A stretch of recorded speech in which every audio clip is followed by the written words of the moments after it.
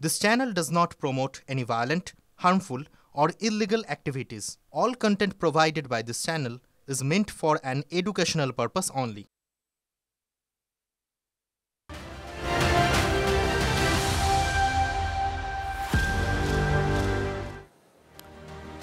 আপনাদের নিশ্চিতভাবে মনে থাকবে কলকাতা মেডিকেল কলেজে তিলোত্তমার ধর্ষণ এবং খুনের ঘটনা।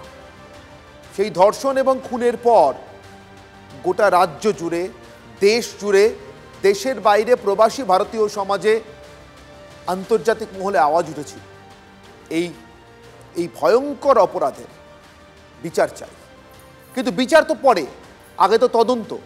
প্রথমেই কথা হয়েছিল তদন্ত নাকি ঠিক পথে এগোচ্ছে না, অতএব তদন্ত অন্য কাউকে দিতে হবে। কাকে দিতে হবে?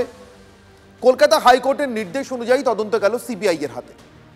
সেই তদন্তের পর বিচার প্রক্রিয়ার অন্তত কয়েকটা ধাপ তো আমরা পেরিয়েছি, যেটা পেরোনোর পর খুনি এবং ধর্ষক হিসেবে এই ঘটনায় এই অভিযোগে প্রথম গ্রেফতার হওয়া সঞ্জয় রায়, তারই শেষ পর্যন্ত যাবজ্জীবন কারাদণ্ড হয়েছে কলকাতায় নিম্ন আদালতে। কিন্তু সিবিআই এখনো পর্যন্ত আর কি বার করতে পেরেছে? সিবিআই সর্বশেষ যা বার করতে পেরেছে তা হলো এই: সঞ্জয় রায় ঘটনায় এক এবং একমাত্র দোষী, সেই একমাত্র আসামি। এটাতে গণধর্ষণের কোনো ঘটনা নেই, এটাতে আরও অনেকে মিলে খুন করেছে এমন কিছুও নেই। তাহলে তিলোত্তমা এবং সঞ্জয় রায়ের মধ্যে কি এমন শত্রুতা ছিল যার জন্য এত বড় ঘটনা ঘটে গেল? এ প্রশ্নের উত্তর আজ অবধি মেলেনি। কোনোদিন মিলবে কি? অনেকেই আশা রাখতে পারছেন না, বিশেষ করে তিলোত্তমার পরিবার। আবার উল্টো দিকে যদি নির্বাচন পরবর্তী সন্ত্রাসের ঘটনায় চোখ রাখি, তাহলে এই সিবিআই সব জায়গায় না হলেও বেশ কিছু জায়গায় তদন্ত করে উপযুক্ত তথ্য প্রমাণ সংগ্রহ করে আদালত পর্যন্ত পৌঁছে দিয়েছিল, যার ভিত্তিতে দোষীদের সাজা হতে পারত। কিন্তু তথ্য প্রমাণগুলোই স্রেফ জলে চলে গেছে। কিভাবে জানাবো আপনাদের। এই মুহূর্তে এই দুটো উদাহরণ আমি আপনাদেরকে দিলাম, তার কারণ সাম্প্রতিক সময় সবথেকে বেশি সিবিআই এর আশা, তা নিয়ে চর্চা সবথেকে বেশি করে হয়েছে এই দুটো ঘটনা। এক, 2021 বিধানসভা নির্বাচন পরবর্তী সন্ত্রাস, আর দুই, একেবারে সর্বশেষ তিলোত্তমার ধর্ষণ এবং খুনের পর তার প্রকৃত তদন্ত এবং বিচারের দাবিতে একেবারে আন্তর্জাতিক স্তরের আন্দোলন। কিন্তু তাতেও সিবিআই এর দেওয়া এবং পাওয়া শেষমেশ এইটুকু। তাহলে সাধারণ মানুষ যারা বিচারের আশায় বসে আছে, বিচার পেতে তাকিয়ে আছেন, এবং অধিকাংশ ক্ষেত্রে যারা স্থানীয় রাজ্যের এজেন্সিগুলো মানে পুলিশ বা অন্য কোনো তদন্তকারী সংস্থার কাছে বিমুখ হলে, তদন্ত না পেলে বা তদন্ত পাচ্ছি না মনে করলে, যাদের তদন্তের দাবিতে কোর্ট আদালত সব জায়গায় ঘোরাঘুরি করেন এবং শেষমেশ চেষ্টা করেন তাদের পরিবার, তাদের পরিজনের জন্য একটা ঠিকঠাক তদন্তের রায় নিয়ে আসার জন্য, তারা সারা জীবন কি অপেক্ষাই করবেন? এই মুহূর্তে রাজ্যের যতগুলো তদন্তে সিবিআই তদন্ত করছে, যতগুলো ঘটনাতে সিবিআই তদন্ত করছে, সেগুলো কি চক্রব্যূহে আটকে আছে? কারণটা কি? সিবিআই অদক্ষ, না সিবিআই অর্থাৎ তদন্ত করতে পারে না, নাকি সিবিআই এর তদন্তের ক্ষেত্রে অন্য কোনো বাধা আছে, অসহায়ত্ব আছে? অনির্বাণের চক্রব্যূহ আজকে এই সিবিআই তদন্তের ভবিষ্যৎ আর তার বর্তমান নিয়ে, অর্থাৎ অদক্ষতা, অসহায়তা, আর যদি দুটো কোনোটাই হয় না হয়, অথবা দুটোই হয়, অথবা অন্য কিছু হয়, তাহলে তার ভবিষ্যৎ। এই চক্রব্যূহ থেকে বেরোনোর চেষ্টা করব।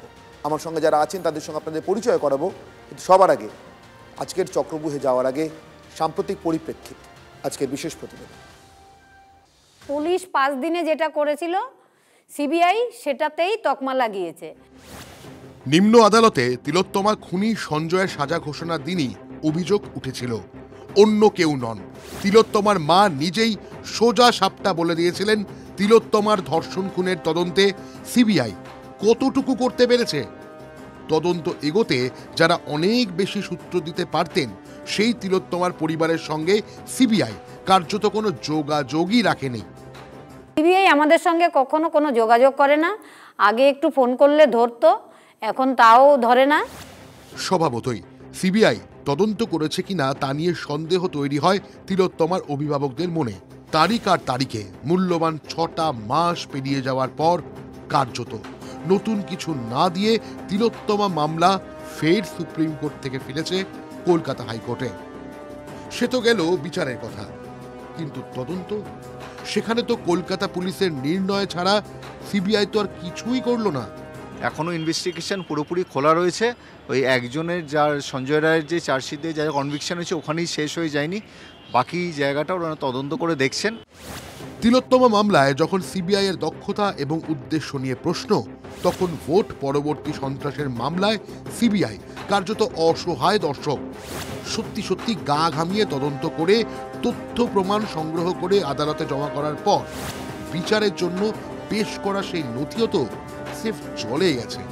ওই ট্রাঙ্কের মধ্যে প্রায় দীর্ঘ 5-6 মাস ধরে জল ঢালার ফলে ওই জিনিসগুলো যে ভিতরে পচে গেছে। অস্ত্রশস্ত্রগুলোর অবস্থা খুবই খারাপ, জং টং পড়ে নষ্ট হয়ে গেছে। ওখানে একটা মোবাইল ফোনও ছিল, সঙ্গে সই সাবুত ছিল, আর্টিকেলসগুলোর সমস্তটাই নষ্ট হয়ে গেছে।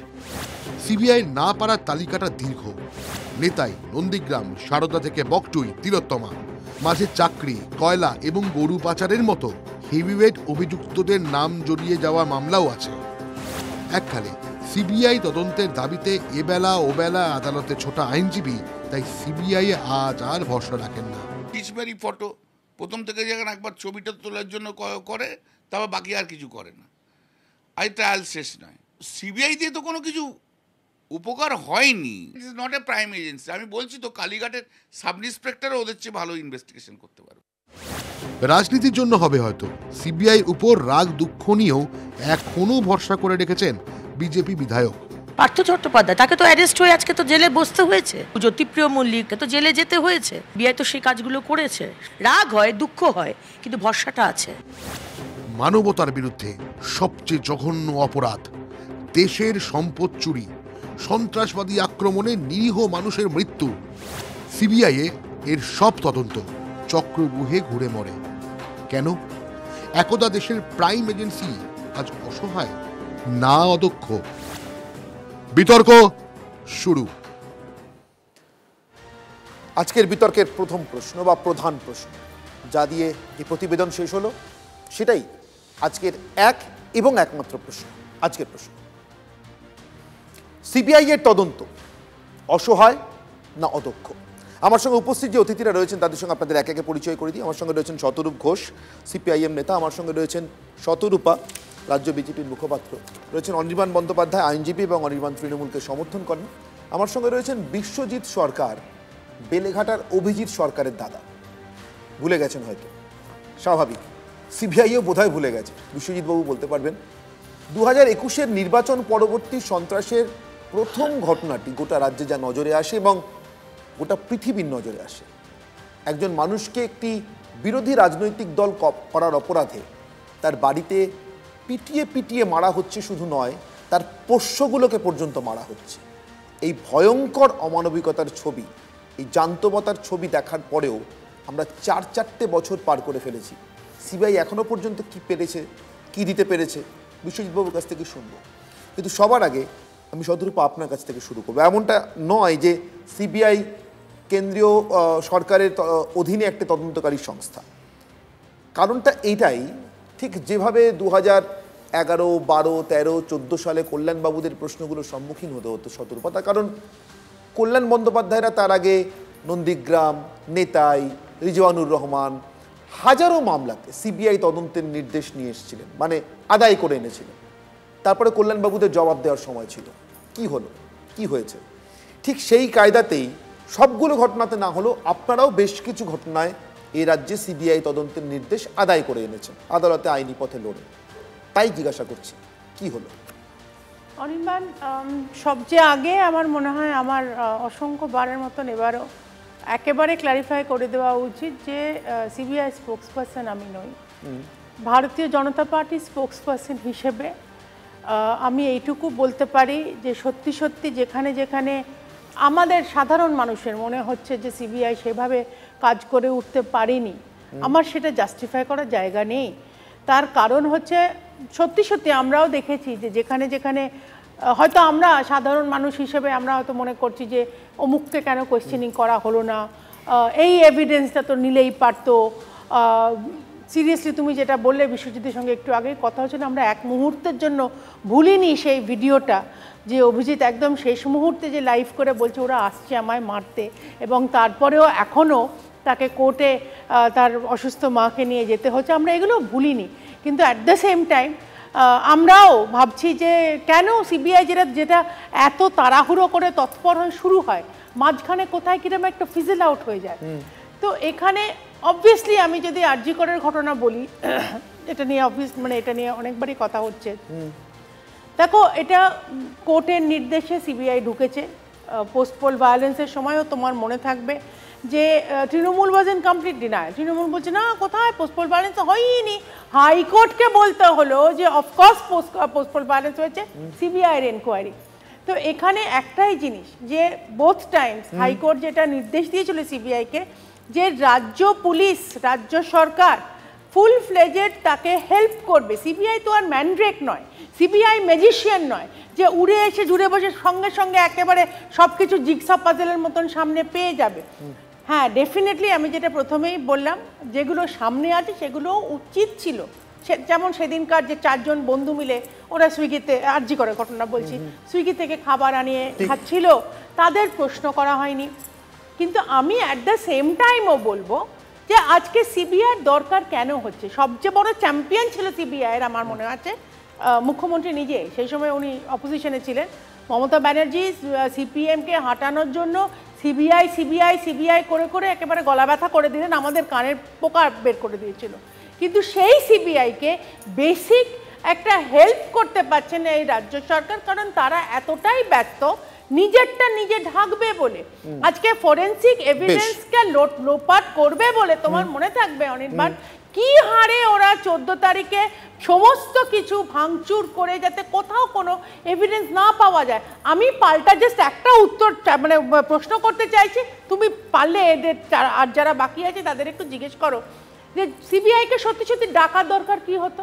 আজকে কেন পশ্চিমবঙ্গ সরকার একটা ডিপার্টমেন্টাল এনকোয়ারি করে উঠতে পারলো না? আরজি করে কি হয়েছিল, বুঝলাম শতরূপা, কেন একটা এফআইআর বুঝলাম শতরূপা, কিন্তু সিবিআই যে পরিপ্রেক্ষিতে এসেছিল, আমার সঙ্গে আইনজীবী শামীম আহমেদও জয়েন করেছেন, আমি আপনার কাছেও আসবো শামীম বাবু। কিন্তু সিবিআই যে পরিপ্রেক্ষিতে এসেছিল, অর্থাৎ কলকাতা পুলিশ তদন্ত করছে না, অভয়ার পরিবার, তিলোত্তমার পরিবার ভয়ঙ্কর রকমের রুষ্ট ছিলেন। আরজিকর মেডিকেল কলেজের এই ঘটনার পর গোটা পৃথিবী কেঁপে উঠেছিল। আমি আবারও বলবো, শুধু রাজ্য নয়, তদন্ত ওরা করছিল, সেই তদন্তটা এতটাই তাড়াহুড়ো করে করছিল যে nobody was happy with that. আমার সেইটাই প্রশ্ন। কিন্তু শতরূপা, আমার প্রশ্ন, আমি শতরূপের কাছে আসবো। শতরূপা, আমার প্রশ্ন এখানে, কি এমন তদন্ত করলো সিবিআই? আমরা শুনলাম প্রতিবেদনটা শুরু হলো তিলোত্তমার মায়ের বক্তব্য দিয়ে। তার বাবা বলছেন যে ফোনই ধরে না আজকাল আর সিবিআই। ইদানিং করে মামলাটা সুপ্রিম কোর্ট থেকে কলকাতা হাইকোর্টে আসার পর আমরা আবার দেখছি কয়েকজনকে জিজ্ঞাসাবাদ, বোধহয় সিবিআই ভুলে গেছিল গত 6 মাস এদের জিজ্ঞাসাবাদ করতে হবে। এটা যেমন আছে তেমনি এটাও ঠিক, কোচবিহারে এই নির্বাচন পরবর্তী সন্ত্রাসের ঘটনাগুলোতে সিবিআই এর দেওয়া তথ্য প্রমাণ আদালতের যে ট্রাঙ্কে রাখা ছিল সেটার উপর 6 মাস ধরে জল ঢালা হয়েছে যাতে করে ওগুলো নষ্ট হয়ে যায়, এটাও আছে। এখন এই দুটো ক্ষেত্রেই আমার প্রশ্ন, শতরূপ, দেশের একটা প্রাইম এজেন্সি, তো সে খেটে খুঁটে তদন্ত করে তথ্য প্রমাণ সংগ্রহ করবে এবং আদালতে জমা দেওয়ার পর সেটাতে জল ঢেলে দেওয়া হবে, এতটাই যদি তার অসহায়ত্ব হয়, এটা তো অসহায়ত্ব মনে হচ্ছে, অথবা যদি তার এতটাই অদক্ষতা হয় যে সে 6 মাস তদন্ত করার পর সেটাই বলবে যা কলকাতা পুলিশ 9 দিনের মাথায় বলে দিয়েছিল এবং জানিয়ে গোটা পৃথিবী, গোটা দেশ খেপে গেছিল, গোটা রাজ্য খেপে গেছিল, তাতেই সিলমোহর দেবে, তাহলে কোনটা ধরবো সিবিআইকে? অদক্ষ, আমি অসহায়? সংক্ষেপে একটা দুটো করে কথা বলছি। প্রথম কথা হচ্ছে শতরূপা যে কথাটা বললেন একজন রাজনৈতিক কর্মী হিসেবে বা নেত্রী হিসেবে একদম সঠিক কথা, যে উনি একটা দলকে রিপ্রেজেন্ট করছেন, সিবিআইকে রিপ্রেজেন্ট করছেন। আবার এইটাও ঘটনা, সিবিআই যখন কাউকে অ্যারেস্ট করে তখন কিন্তু শুভেন্দু অধিকারীকে আমরা তারস্বরে চিৎকার করে বলতে শুনি, কে ধরলো? দিল্লির পুলিশ। কে ধরলো? মোদির পুলিশ। অতএব সিবিআই যখন অ্যারেস্ট করবে তখন আমি সিবিআইয়ের প্রতিনিধি, আর সিবিআই যখন ব্যর্থ হবে তখন আমি বিজেপির প্রতিনিধি। এটা শতরূপা হয়তো হিপোক্রেসিটা করছেন না, কিন্তু ওনার দলের কিন্তু এক শুভেন্দু অধিকারীর মতো নেতা এটা করছেন। দ্বিতীয় কথা হচ্ছে, দেখো অনির্বাণ, রাজ্য সরকার সাহায্য করবে না এটা জানা ছিল বলেই সিবিআইকে আনা হয়েছে। রাজ্য সরকার যদি সৎভাবে তদন্ত করতো তাহলে কি পুলিশের যোগ্যতা নেই যে যোগ্যতা সিবিআই কি ইডির আছে? এইটা জেনেই আনা হয়েছে। অতএব তারপরে আর এই কথাটা খাটে না যে রাজ্য সরকার কেন সাহায্য করছে না। 3 নম্বর কথা, তুমি ট্রাঙ্কে জল ঢালার কথা বললে, ট্রাঙ্কে যারা জল ঢাললো তাদেরকে গ্রেপ্তার করেছে সিবিআই? এটা তো আমার প্রশ্ন। আমি বলছি যে প্রমাণ লোপাট, তাহলে প্রমাণ যখন কোচবিহার একটা তদন্ত প্রক্রিয়ায় তাহলে করলো যারা তাহলে তাদেরকে শাস্তি হবে। একটা তদন্ত প্রক্রিয়ায় সেটা তোমার আরজি করার ক্ষেত্রেই হয়ে থাক কি এই কোচবিহারের ট্রাঙ্কে জল ঢালাই হয়ে থাক, আমি যখন তদন্ত করছি তখন আমার তদন্তের প্রমাণ যে উদ্দেশ্য প্রণোদিতভাবে নষ্ট করছে তাকে তো আমি সবার আগে গ্রেপ্তার করি। ঠিক। বিজেপি নেতারা সিবিআইকে ডিফেন্ড করতে গিয়ে যতবার বলেন যে প্রমাণ লোপাট করা হয়েছে, প্রমাণ লোপাট করা হয়েছে, একটা উদাহরণ দিন যে কোনো একটা প্রমাণ লোপাটে একজন মানুষ গ্রেপ্তার হয়েছে। 4 নম্বর কথা অনির্বাণ, আচ্ছা নারদার কি প্রমাণ লোপাট হয়েছে? নারদার তদন্ত তো সিবিআই করছে। নারদায় যে বিজেপির লোকে বা তৃণমূলের লোকেরা, তার মধ্যে কেউ কেউ এখন বিজেপিতে আছে, শুভেন্দু অধিকারী এটসেট্রা, শঙ্কুদেব পণ্ডা, এবার এরা যে হাত পেতে টাকা নিচ্ছে সেই প্রমাণ তো একমাত্র বিজেপির ইউটিউব চ্যানেল ছাড়া পৃথিবীর কোনো জায়গা থেকে লোপাট হয়নি। তাহলে গ্রেপ্তার করা এবং কনভিক্ট করা যায় তো, করা হলো না তো। অতএব প্রমাণ লোপাট হলো কি না হলো সেটা কারণ নয়, ওদেরকে আমি কনভিক্ট করব না এটাই আমার কারণ। মুশকিলটা কোথায় জানো তো অনির্বাণ, দেখো আমিও তারা রাজনীতি করি, আমিও যখন বাড়ি থেকে বেরোই আমার বাড়ির লোকও চিন্তা করেন যে আমি খুন হব কিনা। বিজেপি যিনি করেন, যিনি কংগ্রেস করেন, তার সঙ্গে তার 5টা ব্যাপারে রাজনৈতিক মত মিলতে পারে না মিলতে পারে, কিন্তু আমি একজন রাজনৈতিক কর্মী হিসেবে তারাও একই রকম ইনসিকিউরিটির মধ্যে আজকে পশ্চিমবাংলায় রাজনীতি করছে। কথাটা আমি এই কারণে বলছি, এই যে মানুষটা এখানে বসে আছেন তার ভাই অভিজিৎ সরকার, মানে এরকম আমি তোমায় বলছি অনির্বাণ, মানে 1.5-2 দিন না ঘুমোতে পারছিলাম না। এই জিনিস কল্পনা করা যায় না, একজন মানুষ ফেসবুক লাইভ করে বলছেন যে আমাকে মেরে ফেলতে আসছে ওরা, এবং তারপরে সত্যি তাকে মেরে ফেললো। আমি এবং তার মায়ের সামনে অভিজিৎ সরকারের মা যদি আজকে জাস্টিসটা পেতেন তাহলে তার 2 বছর পরে 2023 সালে কোচবিহারে প্রশান্ত রায় বসুনিয়া বলে এক বিজেপিরই কর্মীকে তার মায়ের সামনে থেকে তুলে নিয়ে গিয়ে যে তৃণমূল খুন করেছিল তাকে কিন্তু খুনটা হতে হতো না, পেতো না। মুশকিলটা হচ্ছে কি, ধরো পোস্টপোল ভায়োলেন্স আমি সব ছেড়ে দিচ্ছি, ধরো নারদারতে কেউ ঘুষ খেয়েছে, চাকরির কেসে ভিকটিম হচ্ছে সাধারণ ছেলেমেয়েরা, তোমার আরজি করে ভিকটিম হচ্ছে তিলোত্তমা, তার বাড়ির তার বাবা মা, কিন্তু পোস্টপোল ভায়োলেন্সে তো ভিকটিম তুমি, তোমার নিজের দলের লোক। তুমি বাকি সব ক্ষেত্রে সেটিং করলে বুঝলাম, তোমার নিজের দলের মৃত্যুর ক্ষেত্রে সেটিং করে নিলাম, নিজের দলের লোকের ক্ষেত্রে। এবং যদি অনির্বাণ 2021-এর পোস্টপোল ভায়োলেন্সের পরে ওই তদন্ত সিবিআই করতো এবং সেখানে কেউ কনভিক্টেড হতো, লোকজন কনভিক্টেড হতো, 2023-এর পঞ্চায়েতে কি 2024-এর লোকসভার আগে বা পরে খুন করার জন্য তৃণমূল লোক পাঠাতে পারতো না, ওদের নেতাদের কথায় খুন করতে বেরোতো না, কারণ তারা জানতো ভাই তুমি আমাকে সামনে পাঠিয়ে দিচ্ছ, তারপরে জেলটা আমায় খাটতে হবে, জেলটা তুমি কাটবে না। আজকে আইনের শাসনে বিশ্বাস থাকতো, ভয় থাকতো, এক্স্যাক্টলি ভয় থাকতো। সুতরাং আজকে প্রশান্ত রায় বসুনিয়ার মায়ের চোখের জল কিন্তু পড়তো না যদি অভিজিৎ সরকারের মা সেদিন জাস্টিসটা পেতেন। এবং আমি তোমায় বলছি অনির্বাণ, তোমার মনে থাকবে যে এটা বলেই শেষ করছি, ধরো আরেকটি সংস্থা ইডি, এই ইডি সম্পর্কে আমরা মহান বিজ্ঞদের অনেক কথা শুনেছিলাম যে সিবিআইকে যদি বা ফাঁকি দেওয়া যায় ইডিকে ফাঁকি দেওয়া যায় না। ইডি নাকি, আমি তো দেখো আইনের ছাত্র নই, আমি তো সব শুনে আমার চোখ কপালে উঠে গেছিল, ইডি নাকি ধরলে যে ধরা পড়েছে তাকে প্রমাণ করতে হয় সে নির্দোষ, ততক্ষণ পর্যন্ত সবাই কনভিক্টেড। কেমন বিরাট বিজ্ঞ সমস্ত। আবার আর এক কি এনএসজি কমান্ডো ফ্যামান্ডো ঘুরে বেড়াচ্ছিল, তারা আবার একটা থিওরি কি নাকি কি ফাইন্যান্সিয়াল অ্যাকশন টাস্ক ফোর্স আসছে নাকি 2023 সালের নাকি অক্টোবরের সময় নাকি, তারপরে নাকি ভারত একেবারে মানে বিশ্বের দরবারে ভারত আর মুখ দেখাতে পারবে না, অতএব তার আগে সমস্ত কনভিকশন করে ফেলতে হবে। ঘটনাটা কি হলো, গত সপ্তাহে আমাদের পার্টির এমপি এ রহিম পার্লামেন্টে প্রশ্ন করেছিলেন যে মোদি জমানায় ইডি কজন পলিটিক্যাল লিডারের বিরুদ্ধে তদন্ত করেছে, অ্যাকিউজ করেছে, তার মধ্যে কতজন কনভিক্টেড হয়েছে। আমাদের এমপি এ রহিমের প্রশ্নের উত্তরে MoS finance Pankaj Chowdhury, minister of state finance, তিনি উত্তরে জানিয়েছেন পার্লামেন্টে মোদি জমানায় 193 জন রাজনৈতিক নেতার বিরুদ্ধে ইডি তদন্ত শুরু করেছে, কনভিক্ট হয়েছে 2 জন। This is ED. যে ইডিকে আমাদের বোঝানো হয়েছিল যে এটা নাকি সিবিআই থেকেও বড় হালুম, ভয়ঙ্কর স্ট্রাইক রেট। আমি সিবিআইয়ের ক্ষেত্রে বেশি করে আসতে চাইছি একটাই কারণে, আমরা জানি যে কোনো অপরাধের ক্ষেত্রে ইডি অপরাধে যে অপরাধ আর্থিক অপরাধ বা যে অপরাধে কিছু আর্থিক উৎপন্ন আছে তার ক্ষেত্রে ইডি আগে অর্থনীতির ট্রেলটা ধরার চেষ্টা করে, অর্থাৎ অর্থটা কোথা থেকে এসেছিল, কোথায় গেছে।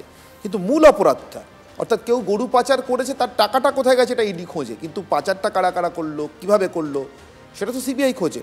এই মূল অপরাধ ধরার ক্ষেত্রে সিবিআই এর ভয়ঙ্কর অদক্ষতা অথবা অসহায়তা আমি জানি না, বলতে পারবেন।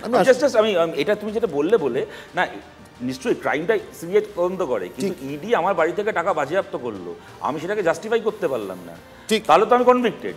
মুশকিলটা কি হচ্ছে, আজকে পার্থ চ্যাটার্জির খাটের তলায় যে টাকাগুলো ছিল, যদি পার্থ চ্যাটার্জি কনভিক্টেড না হয় ওই টাকা কিন্তু সুদ সহ ইডিকে ফেরত দিয়ে আসতে হবে।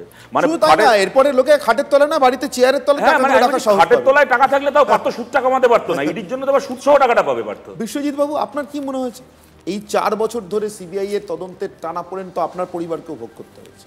আমি তদন্তের টানাপোড়েনই বললাম। বাকছাল পড়া বেড়াল মনে হচ্ছে, এবং আমরা চোর তাড়াতে ডাকাত ডেকে এনেছি। কীরকম?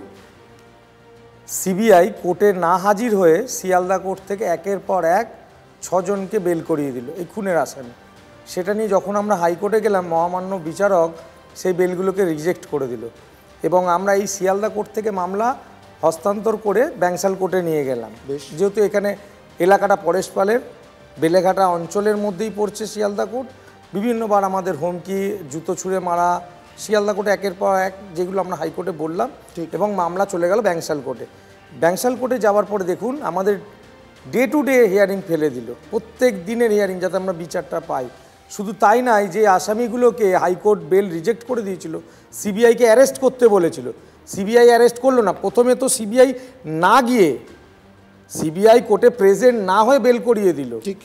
এবং যখন হাইকোর্ট রিজেক্ট করে দিল এবং সিবিআইকে অ্যারেস্ট করতে বললো, সিবিআই অ্যারেস্ট করলো না। তারা 8 দিন সময় পেল, সময় পাওয়ার পরে তারা বেলে গিয়ে যখন মানে আলিপুর কোর্টে গিয়ে যখন স্যারেন্ডার করলো, তখন কিন্তু বিচারক তাদের হেফাজতে নিয়ে নিল, জেল কাস্টাডি করে দিল এবং তার অর্ডারে বলে দিল যে এই এত বড় হত্যাকাণ্ডে এইভাবে তাদের বেল দেওয়া যায় না। হাইকোর্ট এবং ব্যাংশাল কোর্ট বেঞ্চ 1, কিন্তু শিয়ালদা কোর্টে সিবিআই না গিয়ে এদের বেল করিয়ে দিয়েছে। একের পর এক আসামিকে এরা দিনের পর দিন, আমার কেসটায় দেখুন 18টা ডেট শিয়ালদা কোর্টে সিবিআই প্রেজেন্ট হয়নি। সুপ্রিম কোর্টে শুধু আমরা যখন গেছিলাম এই বেল রিজেক্টের জন্য, সেই দিনও 2 দিন তারা প্রেজেন্ট হয়নি। তার সমস্ত অর্ডার আমাদের কাছে রয়েছে। এর সারমর্ম কি জানেন? আপনাদের আমি একটা তথ্য দেখাই। সিবিআই এ রাজ্যে যে মামলাগুলো করছে, আমি অন্য কোনো রাজ্যে যাচ্ছি না, স্রেফ এ রাজ্যে কোন মামলা কতদিন ধরে এখনো পর্যন্ত বিচারাধীন বা তদন্তাধীন, আসুন দেখে নিই একবার। সিবিআই এখনো পর্যন্ত যে সমস্ত মামলার কোনো নিষ্পত্তি করতে পারেনি। 2007 নন্দীগ্রামে গুলিচালনা মামলাটা চলছে কত বছর? 18 বছর। আমি শতরূপা অনির্বাণ 3 জনের দৃষ্টি বিশেষ করে আকর্ষণ করব। 2026 সালে রাজ্যে একটা বিধানসভা ভোট আছে। ধরুন 18 বা 19 বছর বয়সী যে ছেলেটি ভোট দিতে যাবে, সে কিন্তু নন্দীগ্রামের ঘটনার তদন্ত না পেয়ে ভোট দিতে যাবে। আমি আবার ফার্স্ট প্লেটটা রাখতে বলবো। 2007 সিঙ্গুরে তাপসী মালিকের মৃত্যু 18 বছর ধরে চলছে।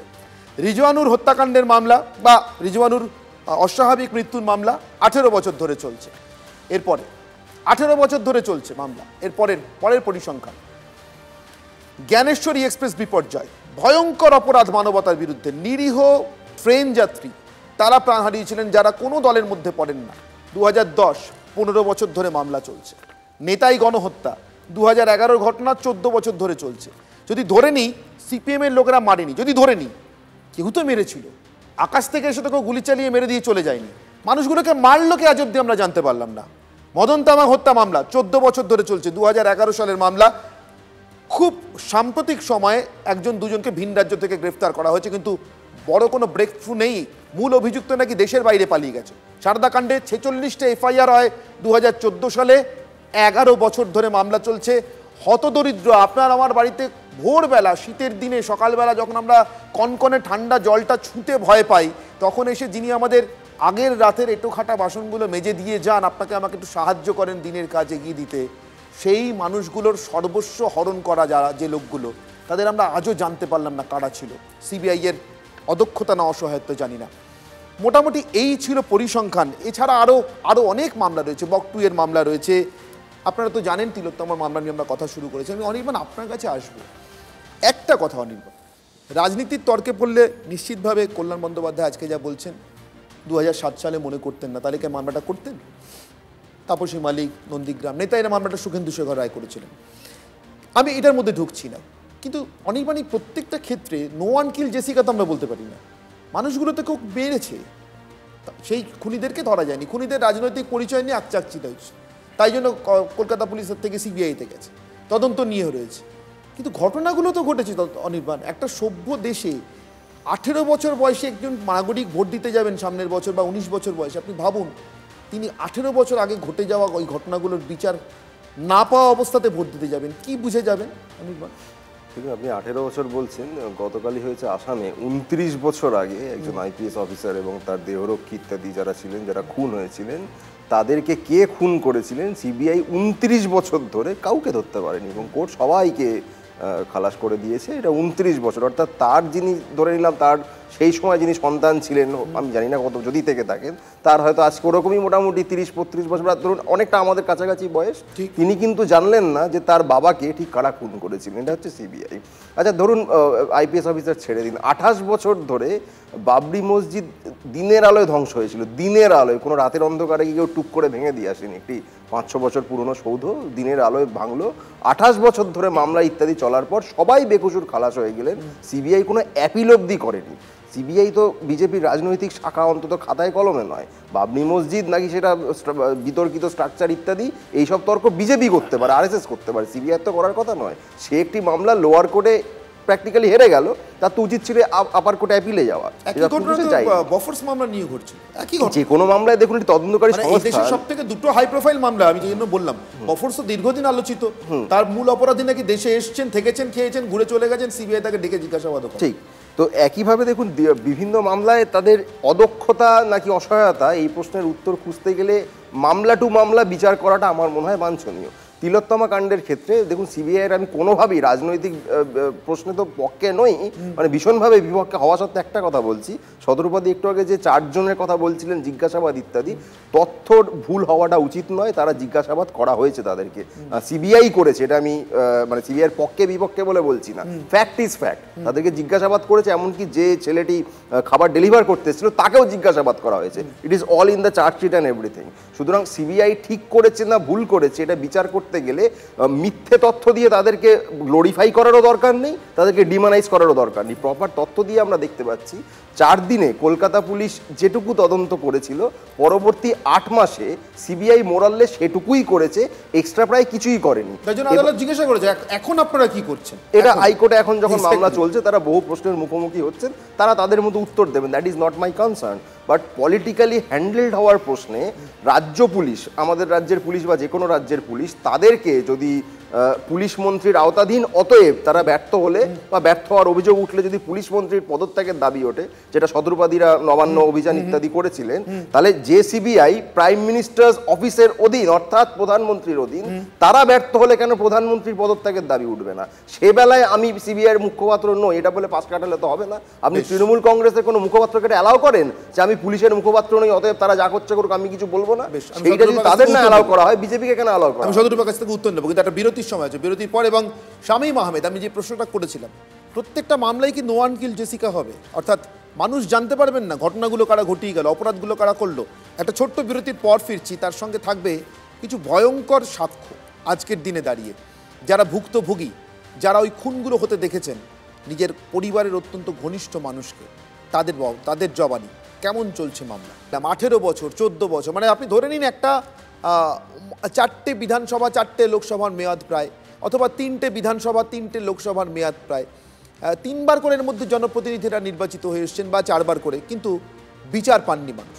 আমি শামীম আহমেদ আইনজীবী আপনার কাছে যাবো, কিন্তু তার আগে আমি আপনার জন্যই এবং আমাদের দর্শকদের জন্যই কয়েকটা কথা শোনাই, যে কথাগুলো আমাদের থেকে বেশি তাদের বলার অধিকার তো বটেই, এবং একই সঙ্গে অ্যাট দ্য সেম টাইম এই মানুষগুলোর সমান কেউ আমরা ভুগিনি। রাজনীতি করবার জন্য যাকে যেমনভাবে প্রয়োজন আমরা হয়তো ব্যবহার করে নিয়েছি, কিন্তু এই মানুষগুলোর সমান কেউ আমরা ভুগিনি। কেউ বাবাকে, কেউ মাকে, কেউ স্ত্রীকে হারিয়েছেন। আজকে তারা কোথায় দাঁড়িয়ে আছেন? প্রথমে নেতাই, সবাই তো জামিন পেয়ে গেল, এত সাক্ষী, এত আমরা দিয়ে তার কোনো সুবিচারেই এখনো তো পেলাম। সাক্ষী বাকি আছে, তো সাক্ষী ডাকাও নি, তার কিছুই করে না, যাবে কি করতে? সরকার এই এখন টলবলো চলছে আর শাস্তি পাবে। পিয়ালের জন্য সাক্ষী বাকি রয়েছে, কিন্তু সেই তদন্ত হয়নি তো। হ্যাঁ, যে তদন্ত দেওয়া হয়েছিল সিবিআই অফিসারকে, সেই তদন্ত তো করছেন। যতক্ষণ না বিচার প্রক্রিয়া শেষ হচ্ছে ততক্ষণ তো আর কাউকে দোষী বলা যাবে না। বিচারটা তাড়াতাড়ি হলে ভালো হয়। বামফ্রন্ট সরকারের আমলে সব থেকে বেশি আলোচিত দুটো ঘটনা, একটা নেতাই গণহত্যা, আরেকটা নন্দীগ্রাম। সেখানকার মানুষের কথাও শুনবো। এবার নন্দীগ্রামের বক্তব্য। এখন পর্যন্ত আজকে ধরো 17 বছর হয়ে গেল, কিন্তু এখন পর্যন্ত সিবিআইটি আসেনি, পুলিশ আসেনি, কিন্তু এখন আর কোনো কিছু সাড়া শব্দ কিছু নাই, বিচার টিচার কিছু নেই। সিবিআই তদন্ত করেছে আমাদের অলরেডি বাড়ি বাড়ি গিয়ে 14 জনের বাড়িতে গিয়ে ওরা করেছে, তদন্ত করে নিয়ে গেছে। এখন পর্যন্ত আমরা তো বিচার পাইনি। আইনজীবী শামীম আহমেদ, আমি আপনার কাছে আসছি। আমি দেখছিলাম পবিত্র মাইতি কথা বলতে বলতে, বহুদিনের পরিচিত মুখ, কথা বলতে বলতে পবিত্রবাবু দুটো চোখের কাছে আঙুল দুটো গেল, কিন্তু চোখ দিয়ে এক ফোঁটা জল বেরোলো না। অদ্ভুত নয়? আমার মনে হয় শামীম আহমেদ 18 বছর পর চোখের জল শুকিয়েই যায়, তাই না? দেখুন, বিচার হয়নি, এইটার বিচার করতে গেলে যে লম্বা তালিকা তৈরি হবে, এখন আমি পশ্চিমবঙ্গের কনটেক্সটে বলতে পারি 2011 সালের পর থেকে এই সময়কালে যদি যা অপরাধ হয়েছে সেই অপরাধের দুটো ভাগে ভাগ করা যায়। একটা অপরাধ আপনার আদালত পর্যন্ত গড়ায়নি, পুলিশ দুপক্ষকে ডেকে নিয়ে এসে ধমকি দিয়ে থানায় মিটিয়ে দিয়েছে, আর একটা অংশ তারা চেষ্টা করেছে যে লড়াই করে যাতে বিচারটা আদালত পর্যন্ত গড়ায়, এবং সেখানেও নথির অভাবে বেশিরভাগ ক্ষেত্রে বিচার হয়নি। এই সংখ্যা বিচার করতে গেলে একটা বিরাট লম্বা সময় লাগবে। আর যা আমরা দেখাচ্ছি, মানে যে পরিসংখ্যানটা আপনারা প্রকাশ করলেন সিবিআই এর ক্ষেত্রে বলুন বা রাজ্য পুলিশের ক্ষেত্রে, তা অতি নগণ্য। এখন বিষয়টি হচ্ছে যে এইরকম হচ্ছে কেন? এইসব সংস্থাগুলো, যা নিরপেক্ষ সংস্থাগুলো আছে, এদের তো নিরপেক্ষভাবে কাজ করার কথা ছিল। এখন তো আর ব্রিটিশরা রুল করছে না, 200 বছর পেরিয়ে গেছে, শোষণের সময় পেরিয়ে এসছি আমরা। স্বাধীন দেশে স্বাধীন সরকার, নির্বাচিত সরকার, তারা শাসন করবে, আর সেই শাসন করবে যে গণতান্ত্রিক উপায়ে, যে দায় তাদের ছিল সংবিধানের নিরিখে, যে রাজনীতি করার উপায় দায়িত্ব তাদের ছিল, সেই দায়িত্ব তারা পালন করতে ব্যর্থ হচ্ছে। এবং তার কারণ হচ্ছে যে ফিলোসফি নিয়ে তারা এই রাজনীতি করছে, সেই ফিলোসফির সঙ্গে সংবিধানের কোনো সামঞ্জস্য নেই। আপনি দুদিন আগের ঘটনা যদি দেখেন, যে রাজ্যের নির্বাচিত মুখ্যমন্ত্রী তিনি বিদেশে গিয়ে 200 বছরের শোষণকে প্রশংসা করে আসছেন। তিনি একজন সাধারণ ব্যক্তি নন, তিনি কারোর প্রতিনিধিত্ব করছেন, সেই ফিলোসফিকে প্রতিনিধিত্ব করছেন। আর যে ফিলোসফিগুলো সব এক জায়গায় হয়ে গেছে, সেটা আমি বলি যে আরএসএস এর নেতৃত্বে বাকি দলগুলো, বিজেপি বলুন, তৃণমূল বলুন, এই সমস্ত এক জায়গায় হয়ে গেছে।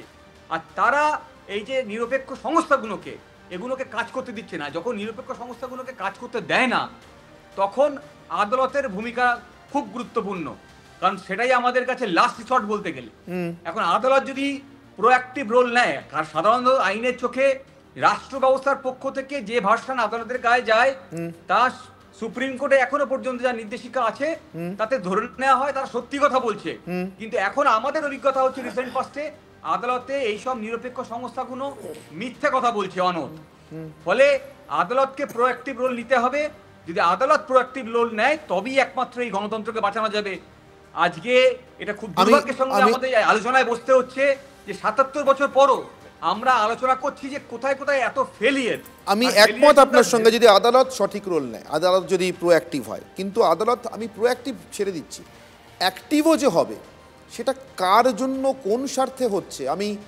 আমি সাম্প্রতিক সময়ে বিচারপতির বাড়ি থেকে টাকা উদ্ধারের কথা বলবো শামীমবাবু।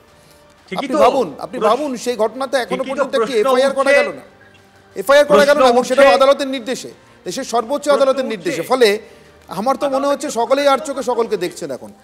আমি আরেকটা বক্তব্য শোনাবো। আপনি যে কথাটা বলছিলেন আদালতের পর্যবেক্ষণের কথা, ওই আদালতের পর্যবেক্ষণের উপর আমি জানি রাজনৈতিক কারণে কিনা, কিন্তু এখনো পর্যন্ত শুভেন্দু অধিকারী ভরসা রাখছেন। কি বলছেন শুভেন্দুবাবু, একবার শুনি।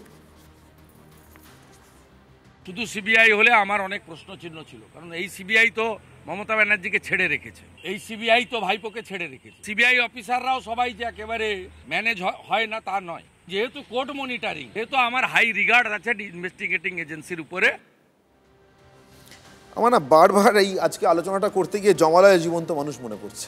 শতরূপ সবাই ম্যানেজ হয়ে যায়। এবার বলুন তো, মানুষ যারা বিচার চাইছে তাদের বিচারটা ম্যানেজ করে দেওয়ার দায়িত্ব এরকম একটা পরিণত গণতন্ত্রে কে নেবে? আমি আপনাদের প্রত্যেকের কাছে এক এক করে দেখো, আমি একটা কি অভিজিৎ সরকারের ঘটনাটা উনি যেটা বললেন যে বেল যেভাবে 6 জনকে উপস্থিত না থেকে পাইয়ে দেওয়া হয়েছিল, তোমাদের মনে করাই তিলোত্তমার ঘটনায় মনে আছে সঞ্জয় রায় বেল পেয়ে যাচ্ছিল আরেকটু হলে, মানে 4:30 বাজতে চললো, তখনও সিবিআইয়ের আইনজীবী উপস্থিত হয়নি। সে বিরক্ত হয়ে শিয়ালদা কোর্টের বিচারক বলেন আমি কি তাহলে বেল দিয়ে দেবো?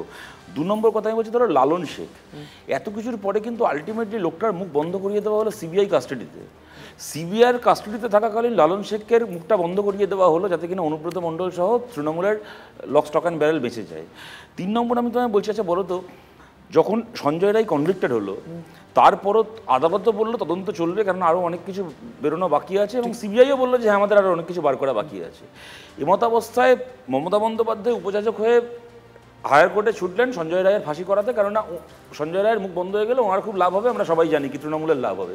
কিন্তু সিবিআইয়ের কি কারণটা থাকতে পারে তারাও অ্যাপিল করতে গেলে সঞ্জয় রায়ের ফাঁসিটা? আমি এই কারণে জিজ্ঞেস করছি, কালকে ধরো আমি ধরে নিচ্ছি, আমি তর্কের খাতিরে ধরো গ্যাংরেপ নয় বা হোয়াট এভার, কেউ প্রমাণ লোপাট করেছে, কেউ ঘটনাটাকে চাপা দেওয়ার চেষ্টা করেছে, যে কথাগুলো আসছে আজ বাদে কাল কি কাল বাদে পরশু, আজ থেকে 10 বছর পরও যদি সিবিআই সফল হয়, যদি এরকম 2-3 ধরা পড়ে, তখন তাদের কনভিকশনের জন্য তো সঞ্জয় রায়ের সাক্ষ্যটা অত্যন্ত গুরুত্বপূর্ণ।